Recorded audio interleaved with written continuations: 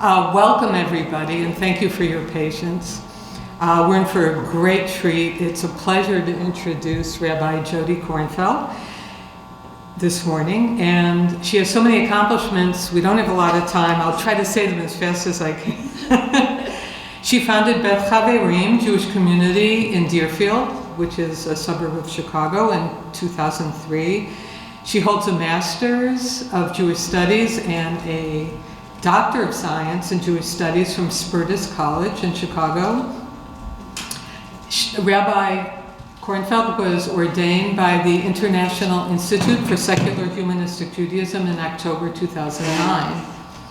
Her essay, Visual Arts and Jewish Historiography, was published in the Routledge Companion to Jewish History and Historiography, something we'll get from the library. So how much that costs?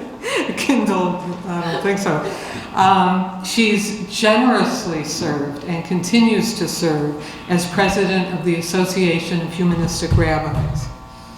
So, buckle up as Rabbi Jodi takes us on this journey called Jewish Art, a window into Jewish life across time and place.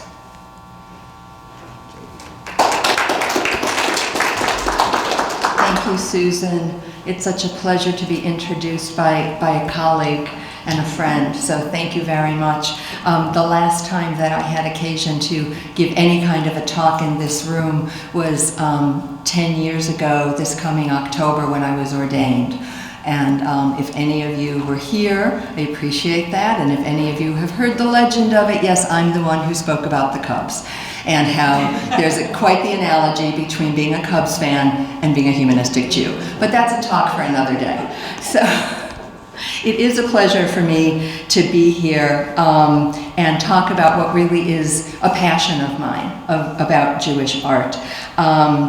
When I did my dissertation for Spertus, I did it on the subject of Jewish art used as polemic, as how Jewish art was replete with messages that only the Jewish community might understand. And we're going to get to some examples of that. But the mere phrase, Jewish art, can unleash a host of definitional dilemmas. There are, as you see in this slide, the idea from its Jewish Pictionary. What is it that's going to make art Jewish? What is it that we're going to see? What is it that we're going to identify as Jewish? Years ago, I had a third grader, and we were studying Jewish artists, and I showed a picture of Mark Rothko, who does the big color fields, and one of them was in red. And I said, "Is this Jewish?" And he said, "No." And I said, and I did one color field of blue. "Is this Jewish?" "Uh-huh." And I said, "Really, why?" "Well, blue's a Jewish color," is what he said. So, we start to get this question of what exactly is or might be Jewish art. Two parts to the topic: what is meant by art, and then how that might be modified by the word Jewish.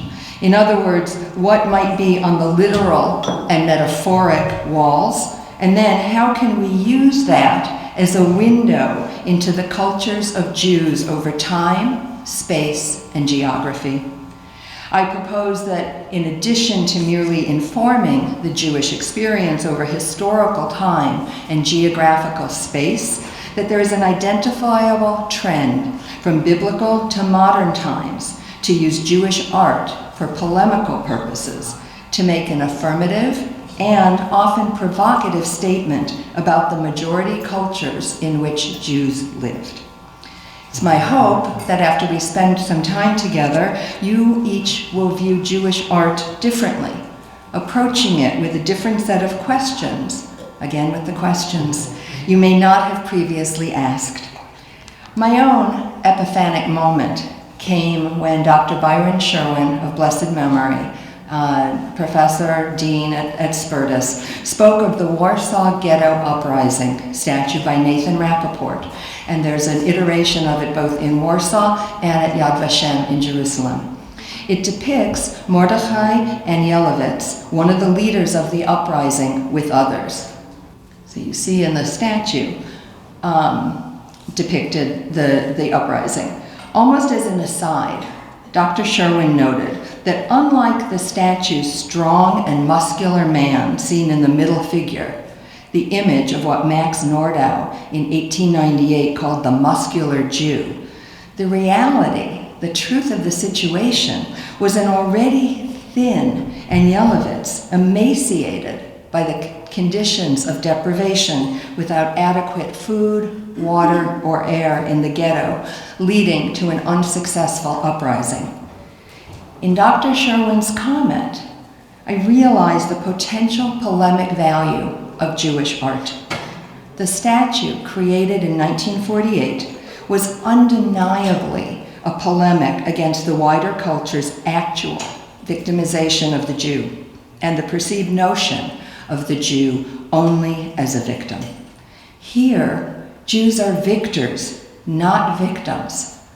A polemic against the stereotype of the Jew whose fate was in the hands of others was on clear display. The muscular Jew was portrayed as a reality. In that moment, in Dr. Sherwin's comment, I knew what my research would focus on, and my passion was going to be, it would bloom. It would just simply bloom. But to return to the first half of the equation of Jewish art, art is that which records, reflects, and restates the actual and imagined reality of its cultures. It can be reflective, evocative, and descriptive.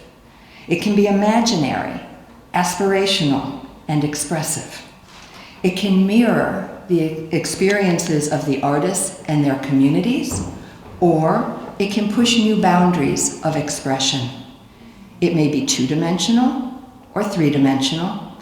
It rarely is accompanied by a contemporaneous explanation of purpose, meaning, or intent, giving truth to what Elizabeth Ann Buchaneri said, art is in the eye of the beholder, and everyone will have their own interpretation.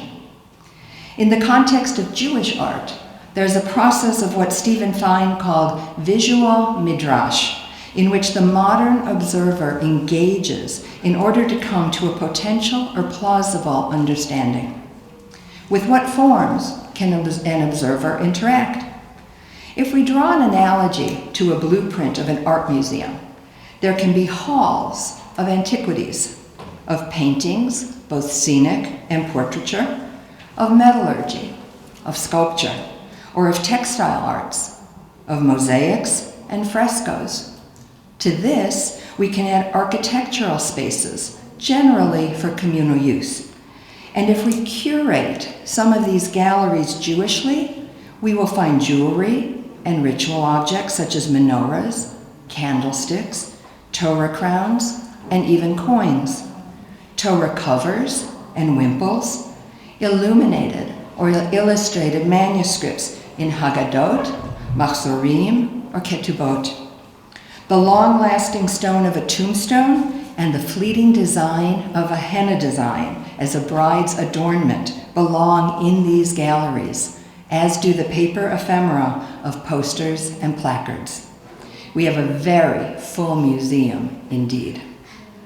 So, how then do we define Jewish art? Without a single geographic location or a single national identity or any of the other traits of a group's art, Jewish art has been seen historically and largely externally as oxymoronic. Jewish art? They were like the opposite poles on a magnet that was separated instead of coming together. Additionally, the misguided and largely anti-Semitic trope that Judaism is an aniconic religion, one without images, is belied. This notion derives from a misunderstanding of the second commandment. The second commandment appears in two iterations in the Torah. It's in Exodus and it's in Deuteronomy, with very, very small changes as between them. What's significant, it talks about no graven images will be before me. It's apparent, though, that it's idolatry, not imagery, that was prohibited.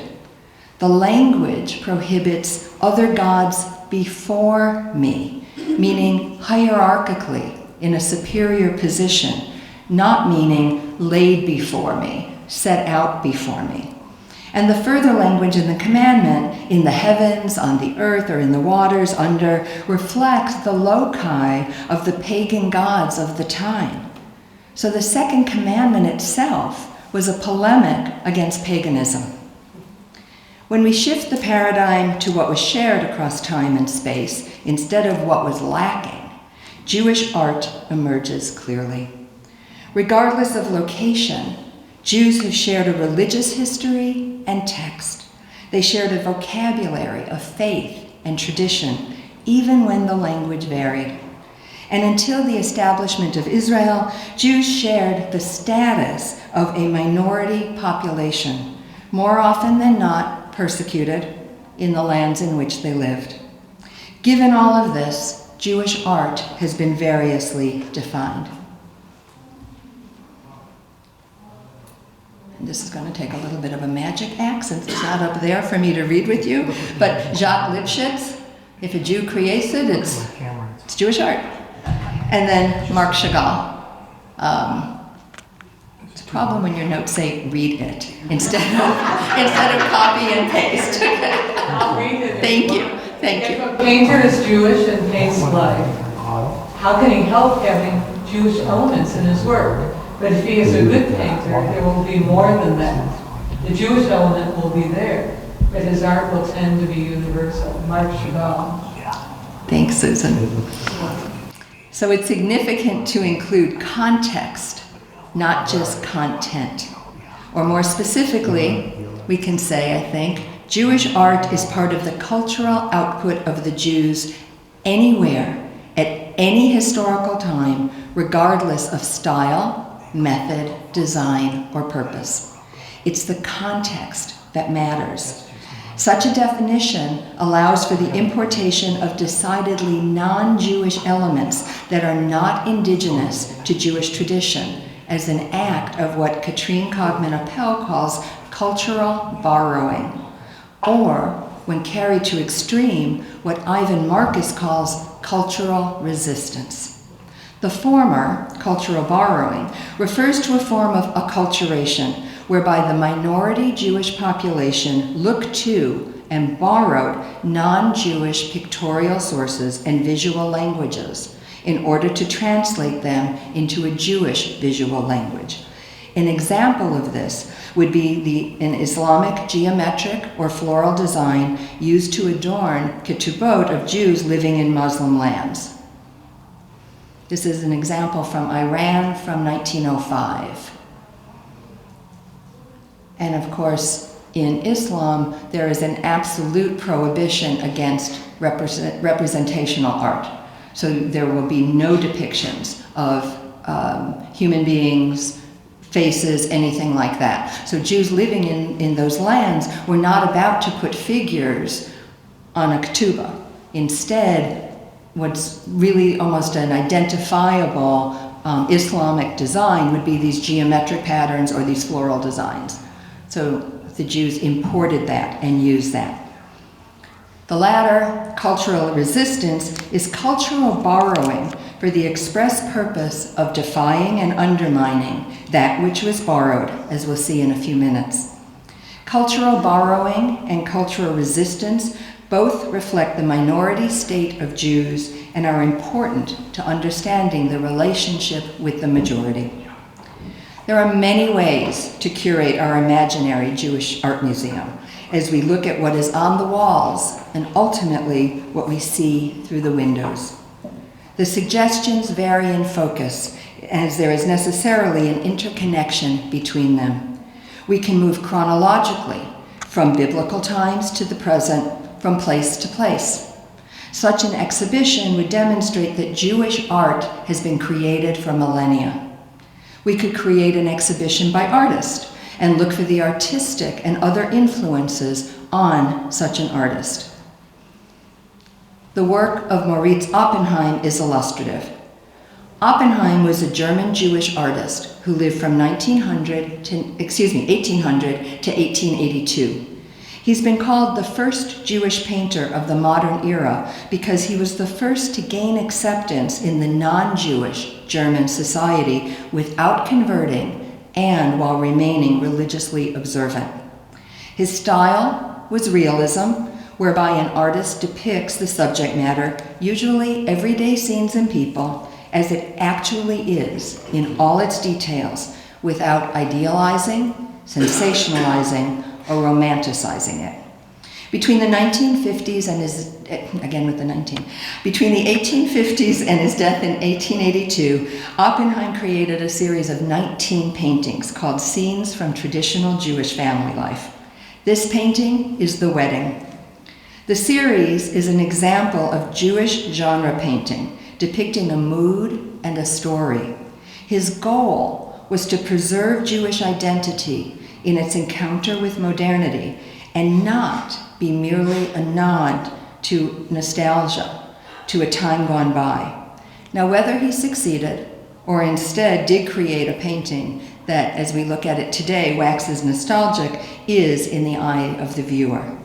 However, the series itself is a window into the social and cultural context of the German Jewish community of the time.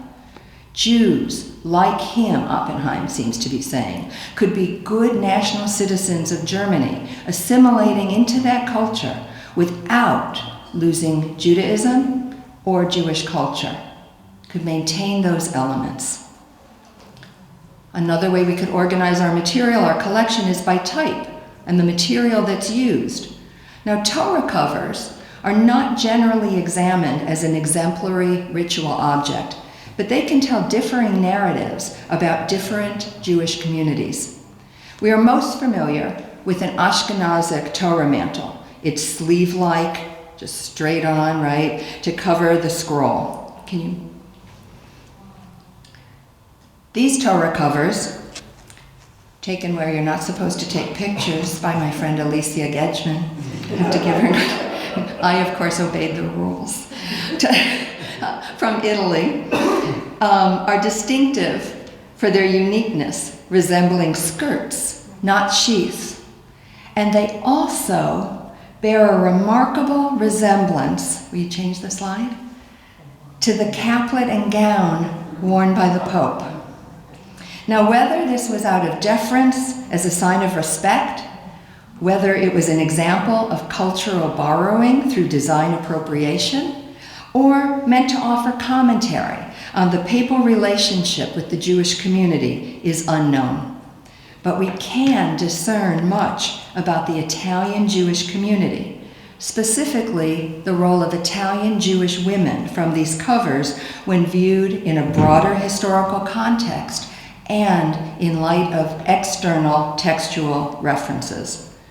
Italy, you see, boasted a long tradition of luxury textile production made of silk, wool, and linen, with exceptional designs of floral and paisley patterns. The skill of embroidery became part of Italian women's education in the 16th century, and it marked a shift from that skill being a male skill to a female skill. These two conditions led to an unusual role for Jewish women, as evidenced from a textual passage in the Italian Shabbat morning prayer book, as documented on the website for the Museum of Italian Jewish Art. And that blessing said, "Bless every daughter of Israel who makes a mantle or cover for the Torah." As a parenthetical on the subject of Torah covers, when my congregation commissioned its Torah cover from an Israeli artist, a woman, apart from the design that we wanted, we explicitly asked that she embroider her name on it. She was surprised. She didn't understand the request.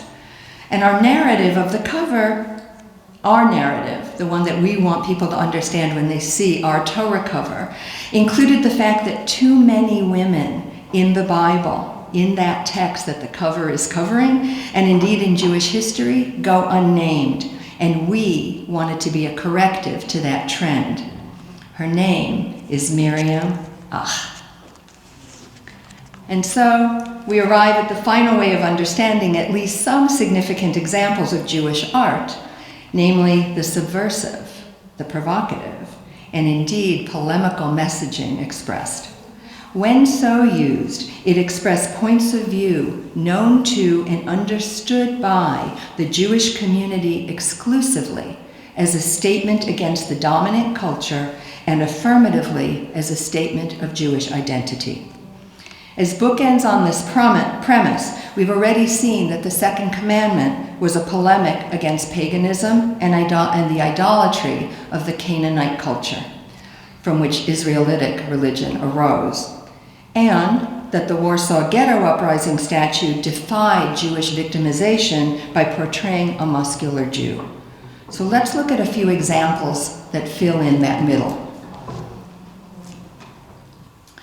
When I studied at Spies, their methodology is to divide Jewish history into periods in a periodization that doesn't necessarily match the historical divides of Western civilization studies. So the biblical period is considered to be from Moses to the Maccabees, and the rabbinic period is from the Maccabees to Muhammad.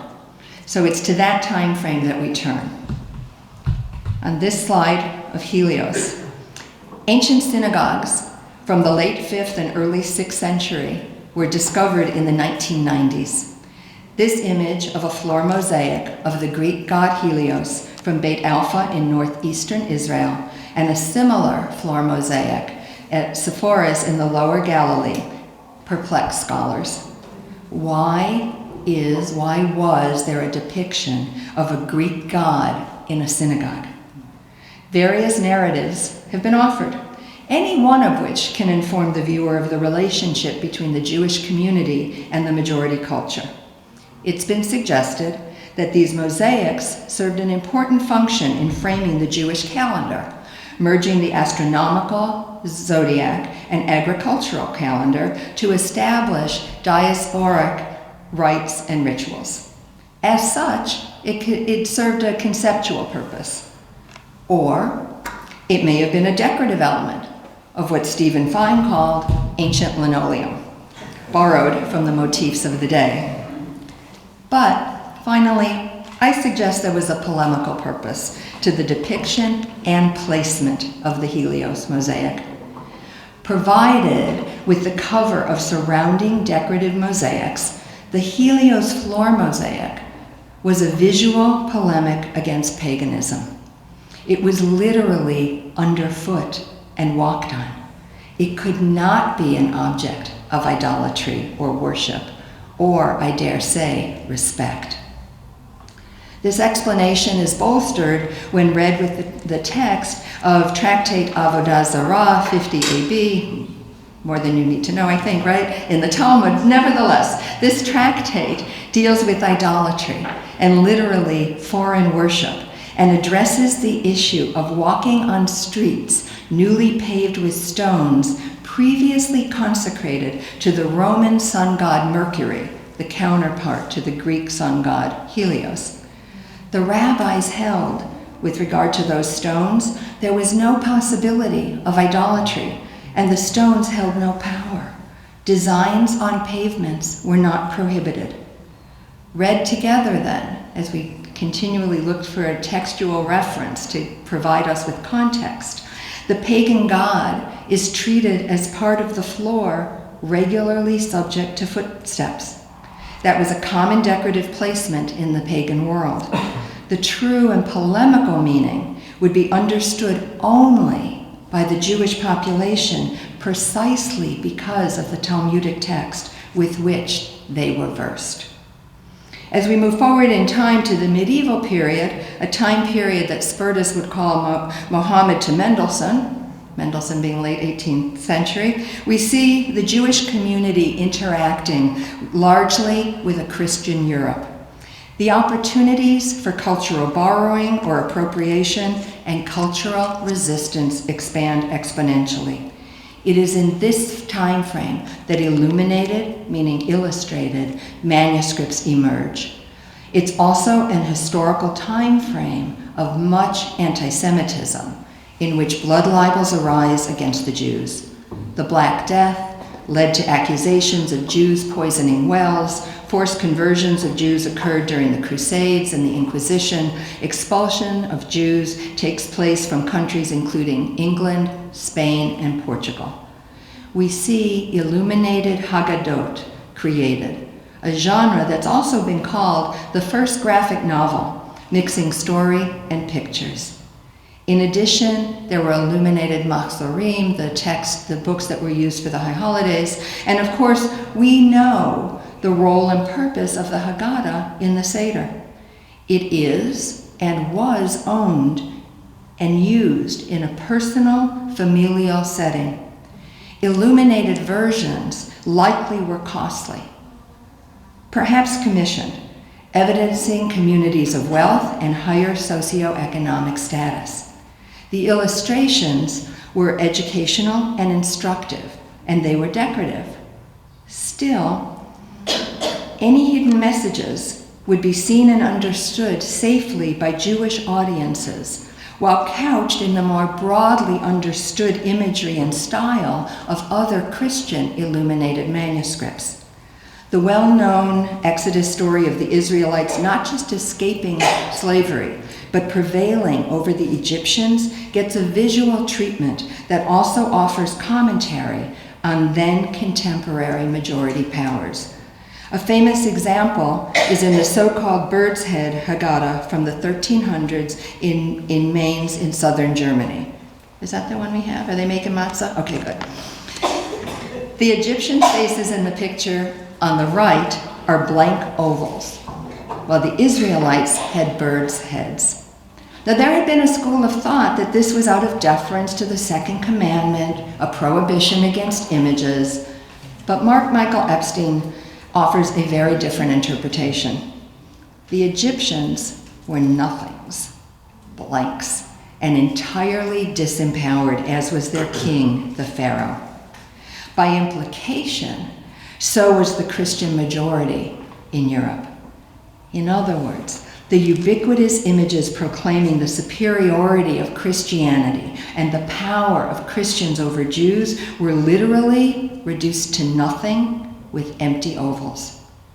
And the polemic message doesn't stop there. The birds' heads are thought to be griffins that Epstein explains is a composite of lion and eagle, pervasive in the Rhineland Valley from the 13th to 15th centuries, and it was used to designate holy and righteous men.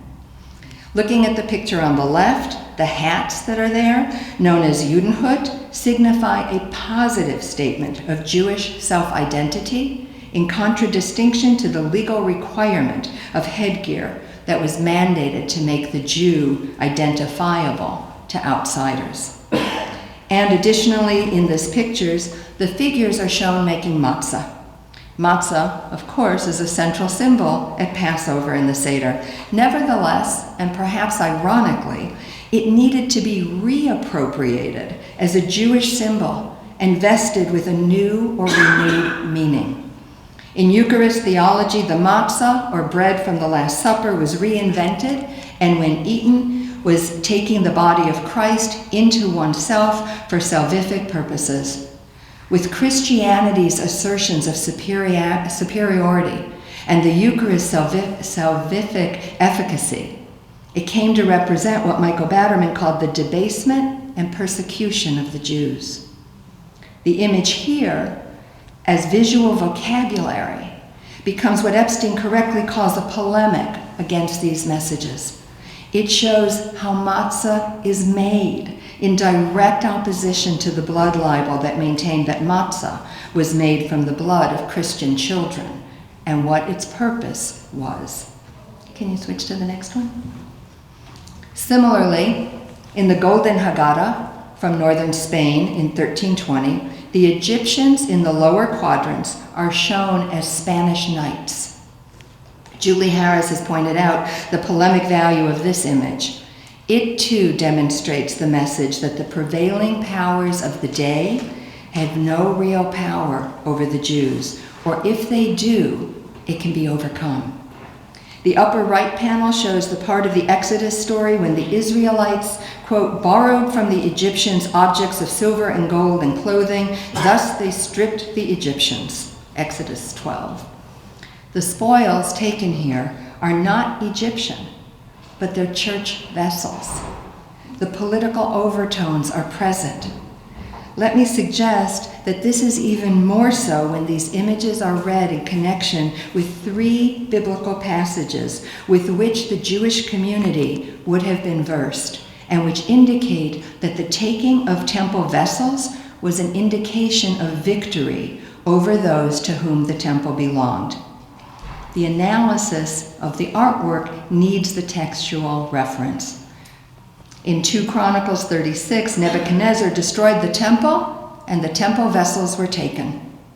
Likewise, in 1 Samuel 5, the victorious Dagon, the god of the Philistine, is presented with temple vessels. And in 2 Chronicles 36, when the Jews were allowed to return to Jerusalem following the exile, they were allowed to take the temple vessels to return them to their rightful place. The medium of an illuminated manuscript was familiar to the wider Christian culture, though the message was not. The Jews of Aragon of the time needed emancipation because of increased economic restrictions and blood libel accusations, and would be victorious, as shown in the first image. They would be free from the church, as shown in the second.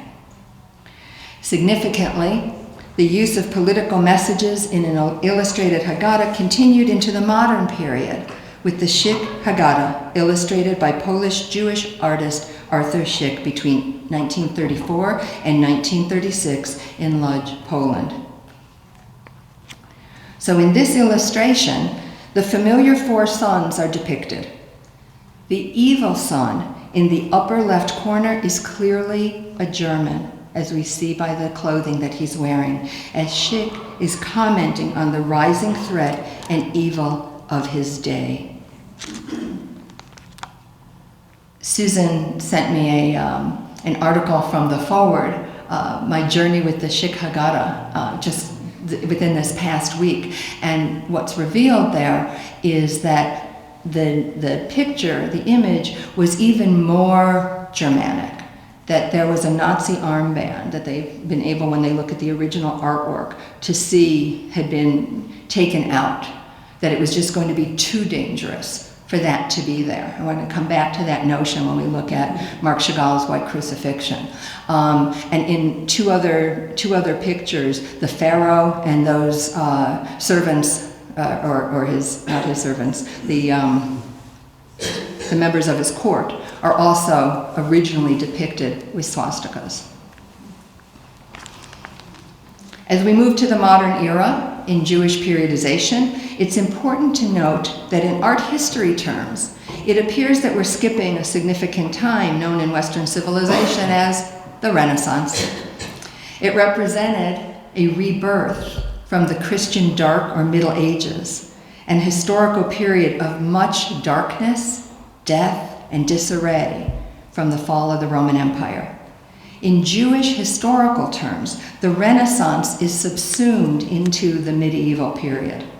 With some minor exceptions, there were no new cultural or artistic outputs from the Jewish community commensurate with the Renaissance. The medieval period covers it. Jews' encounter with modernity, though, posed challenges of assimilation and identity.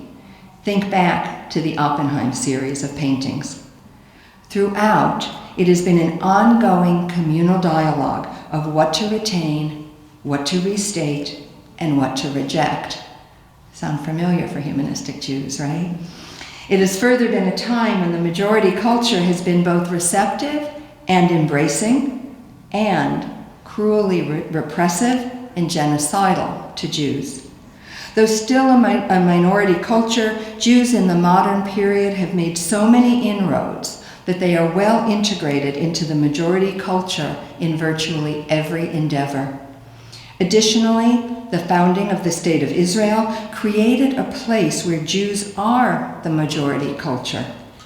Jewish art continues in the modern era, though its polemic messaging has diminished. It more closely resembles Lipschitz' definition that Jewish art is that which is created by a Jew.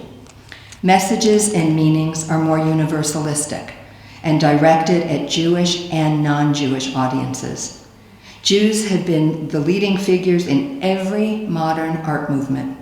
Impressionism, think Pissarro and Chagall. Cubism, think Modigliani and Lipschitz. Dadaism, think Man Ray. Abstract Expressionism, think Mark Rothko. Pop art, think George Segal. Kinetic art, think Yaakov Agam. The interplay between the Jewish community and majority culture can be seen in but a few examples. Early in the 20th century, some Jewish art offered a visual narrative of Max Nordau's muscular Jew, demonstrating strength and pride. As in earlier examples, the visual needs to be read in light of relevant text. Nordau wrote, "We will develop wide chests, strong arms and legs, a brave look. We will be warriors. What is lacking physically, we will develop through exercise." And Zionism would be the perfect vehicle for this muscular Judentum, muscular Judaism. This was in stark relief to stereotypical images of the Jew as weak or pale or lacking nerve. This image from Yuda Poetry by E.M. Lillian in 1905 shows an illustration of Samson as representative of this new Jew. The past becomes prologue as he reimagined the tradition for contemporary purposes. Lillian reached back to Hellenistic body ideals, not previously depicted as Jewish. Similarly, in the front piece of the journal Alt Neuland, the Old New Land from 1904, the next one please. Lillian has created an image that reworks the story of the spies from Numbers 13. The textual reference, again, is key. In that story, 12 spies are sent to scout out the land, but only Joshua and Caleb report the land as good. Here, the spies are settlers of the land. The land, too, is so fertile, so abundant, and the bunch of grapes so heavy, it needs to be carried by 2 very strong men. The sheer scale of the symbol of fertility and the men conveys not only a message of strength, but virtually rewrites Jewish history. Zionist propaganda posters seized on this imagery. By definition, propaganda is designed to convey a political message, overtly or implied. The audience was clearly Jewish. Here, in this poster, the image of the muscular Jew, well tanned, with tools to develop the land, physically working the land, advanced a political, pro-Jewish Zionist agenda. It was the visual counterpoint to the stereotypical image of a weak Jew. The Hebrew on the poster, Keren Kayemet LeYisrael, means a fund for the existence of Israel, the forerunner of the Jewish National Fund. And the final image that I want to explore with you can be found at the Art Institute of Chicago. Though if you find yourself in Chicago right now, I understand it's on loan to a museum in Europe, so you might not be able to see it immediately. Marc Chagall, perhaps the most famous Jewish artist, painted it in 1938. Chagall famously said, "Were I not a Jew, with the meaning I put in the word, I would not be an artist at all, or I would be someone else altogether." This painting, White Crucifixion, replete with symbols, images, and icons, merges the various concepts that we've explored. Cultural borrowing is evident with the center figure of Christ, with a common Christological image and motif of a halo at his head. Cultural resistance is evident by taking that image and using it for Jewish purposes, as the halo is mirrored with a similar halo surrounding what appears to be a menorah at his feet. And I apologize that you have to be seeing this on such a small screen. Further, he's surrounded by images of Jewish villages being burned and Jews trying to escape. There are depictions of a synagogue, a menorah with one candle extinguished, and a talit covering Christ. The placard on the woman in the lower left says, "Ich bin Jude, I am Jewish." And there is the unmistakable polemic message as the perpetrators have Nazi armbands. In fact, there were other images of swastikas that can be seen up close when you see that painting that were scraped away and painted over because they were deemed too dangerous in 1938. So when you can really get your nose right up close to the painting, you can see just the remnant under the paint that is there as part of the painting. This painting was meant to protest the persecution of the Jews at the time generally, and as a result of a particular German action on June 15th, in which 1,500 Jews were sent to concentration camps, and of course Kristallnacht on November 9th, among other brutalities.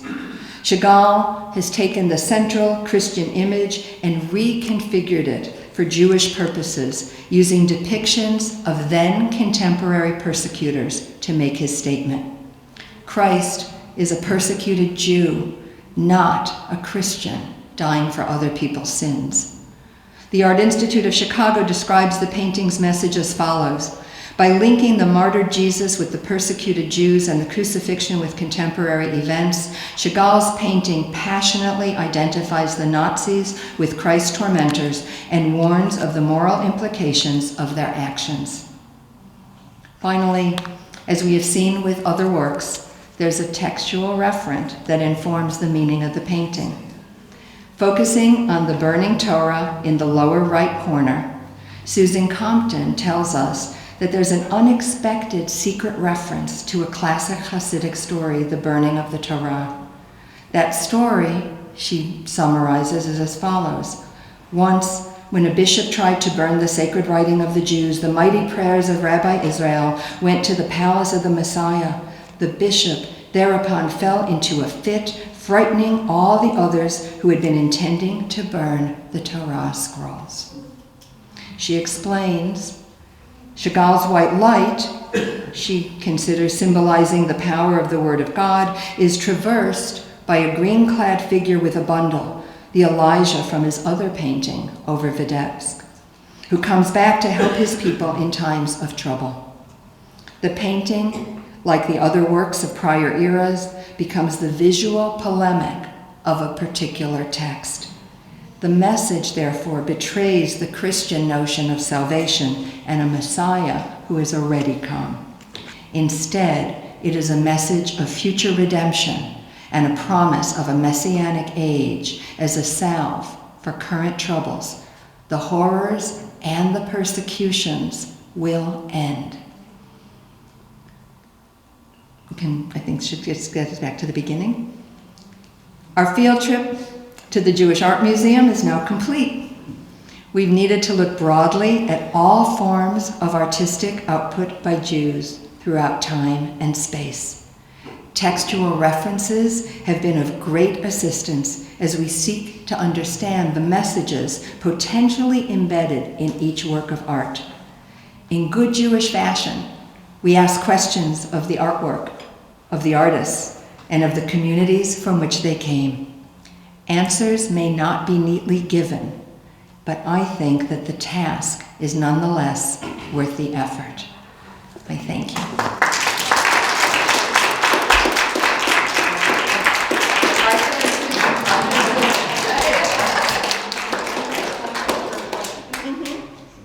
I think we do. Yeah, please. Would this be available as a PowerPoint that we can see online so that we can actually listen to you again? And Yes, look at the yes. So when I came yesterday and I had it on, I emailed it to myself.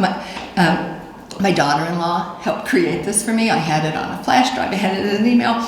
And Rabbi Jeff looked at me with a smile. He insists I tell the story. With a smile and said, "Are you really this technologically inept?" And I said, "Yes, I am." And so My answer is yes, and I will endeavor to find out how to do that. The Art Institute recently waived all copyright on any photographs of any of their artwork. They wanted to make it available online to anybody. The pictures that are of the Haggadot, for instance, the Spanish Haggadah and the Bird's Head Haggadah. The Bird's Head in particular comes from Epstein's book, The Medieval Haggadah. So I would ask that if you are using it, you are using it only to be able to look at it, because I don't want to run into copyright issues, basically. Yes. Yeah, please.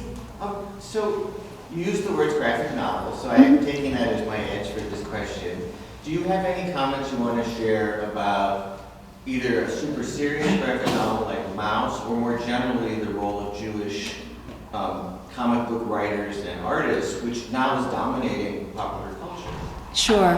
So the entire comic book industry was founded by Jews, and the major comic artists, graphic novel artists, were Jews. The reason for that was because they couldn't get work elsewhere because of anti-Semitism. So when people found out they were Jewish, they were not hired. And they said, well, we have the skill, and so this industry grew up. So the story of Superman, of course, is well documented. A lot of books about that, about the two boys from Cleveland who started it, and there are all kinds of Jewish references embedded in that. Harry Broad has a book, Is Superman Jewish? Superman is Jewish, I think it is. Anyway, so there are a bunch of references that can suggest that Superman was in fact Jewish, that his being put into the capsule and being sent is the story of Moses being put into the basket, that his father's name is Kal-El, which is either the voice of God or everything from God, depending on the vocalization that you would use for that. That he is sent to save his people, and goes about that. First edition of that comes out as the Nazis are on the rise. So a lot of parallels with that. Mouse is an interesting example by Art Spiegelman, and he specifically was telling the story of his parents and found the graphic novel as a way to do that. I think graphic novels are on the rise. I think there's actually a graphic novel out now that's telling the story of the founding of Superman, which, right?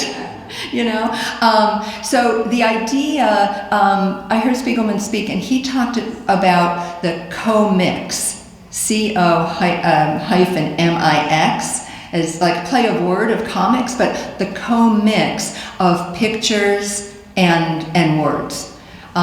It's long been suggested that the reason that there weren't a lot of images in Jewish culture was because Jews were literate, and we didn't need to read pictures of the Bible, that we were actually reading the text of the Bible. That stained glass windows that depict stories from the Bible in a church were to educate the people as to what those stories were.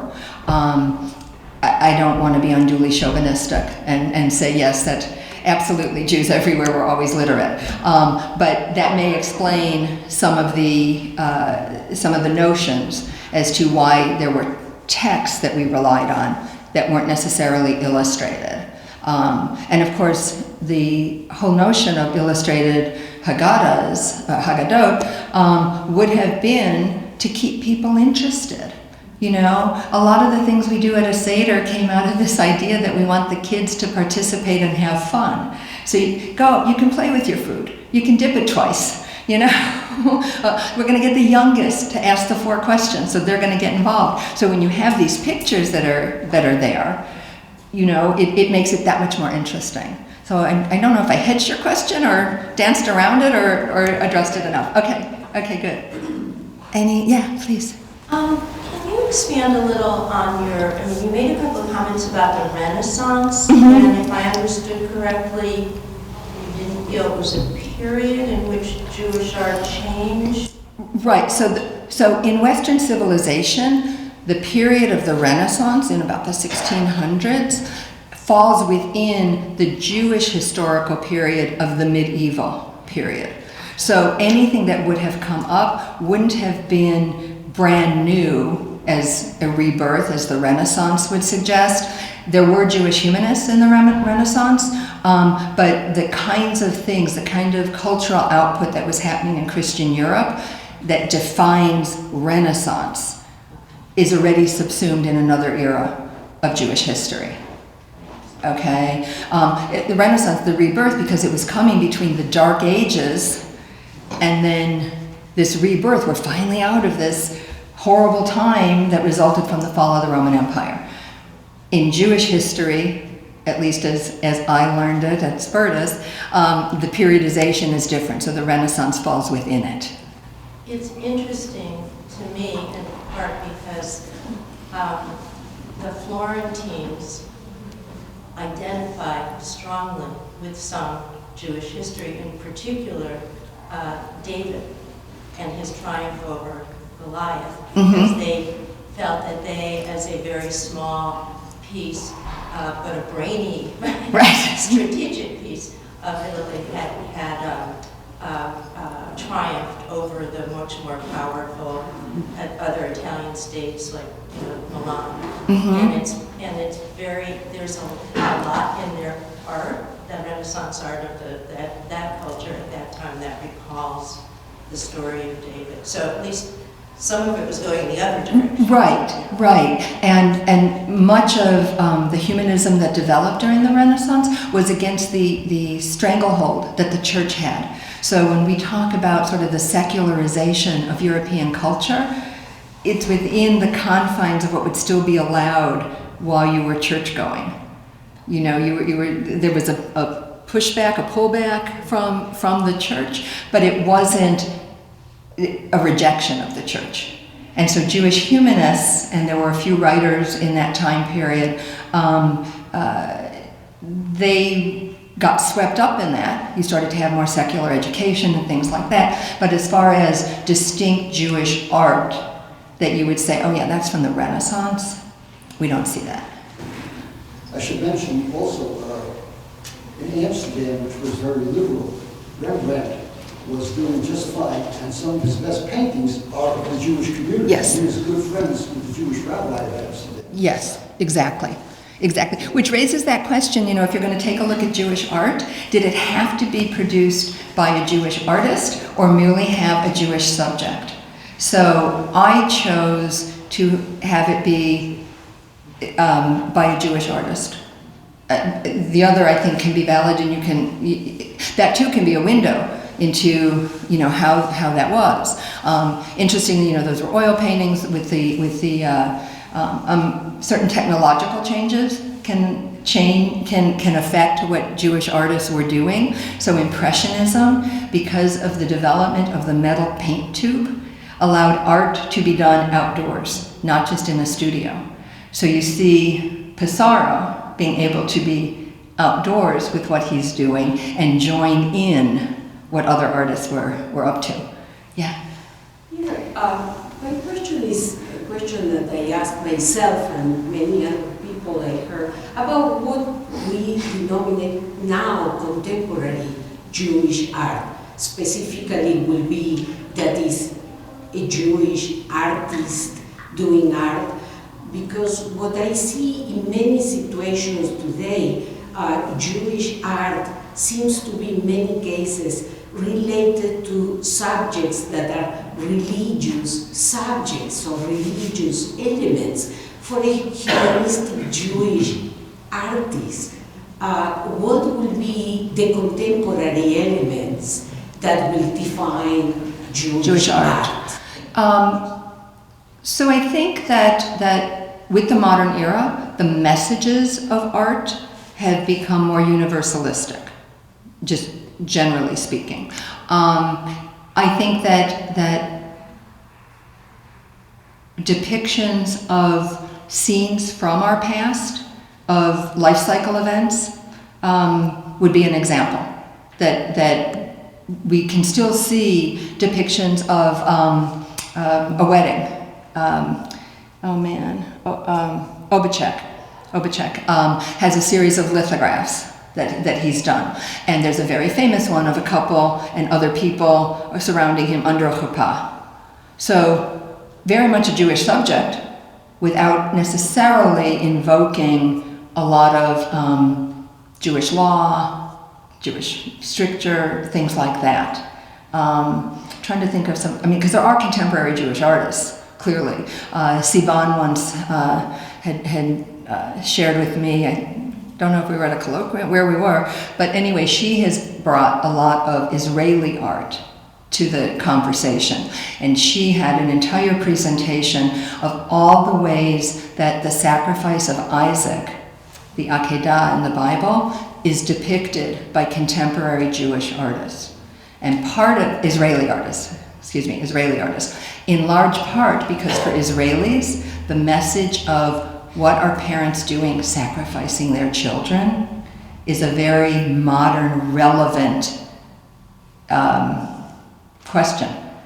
The sculptor George Siegel did a sculpture called In Memory of Kent State, and it is Abraham and Isaac, except that Abraham is in blue jeans and Isaac is in running shorts.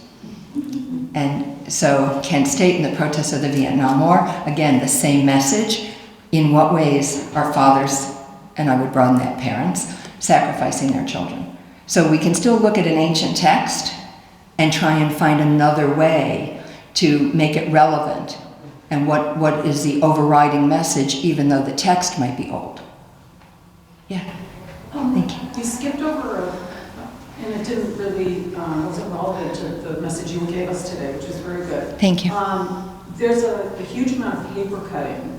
Yes. The folk art aspect of Jewish art. Yes. And I think that it raises an interesting question, since most of it focuses on God or on amulets, superstitious incantations and things like that, and taken from surrounding diaspora countries where the Jews were creating these. It would be interesting to give that a humanistic twist. Instead of having a shiviti in a synagogue to focus our intentions as we're praying to God, why not make that into a contemporary take on that with a focus on justice or... Absolutely. So I think that there are ways that could translate, but maybe we haven't seen much of. I think you're right. But Yeah. the paper cutting aspect, which is Sure, has so many other cultures, but it's also uniquely Jewish. Yes. And some of it was, to enhance the mitzvah, to enhance the name of God, that you would create these decorative elements. Well, that doesn't have to be the rationale for it. You see it in a lot of ketubot, right, with paper cutting. You said something else, and I should have written that down. In Mickey Loach, you see some paper cutting. And the other point... amulets, thank you. So the Hamsa Hand, which is almost ubiquitous in Israel, right, came from the Mizrahi Jews from the East. It started out, it was Fatima's hand, right? Yeah, so we took, again, that cultural borrowing, we took that notion, and because it was sort of all over in the geographic area, it's like, we have to Judaicize this. So now it's Miriam's hand, right? Is what it's called. And nobody, stops to think. People go to Israel, and what's one of the souvenirs they bring back is a Hamsa Hand, right? People don't stop to think and say, that's not indigenous to Jewish culture. But truly, there's very little. The symbol that is indigenous to Jewish culture is the menorah. Not the Hanukkah, the menorah. That is the one symbol that is uniquely Jewish. Even the Star of David is not.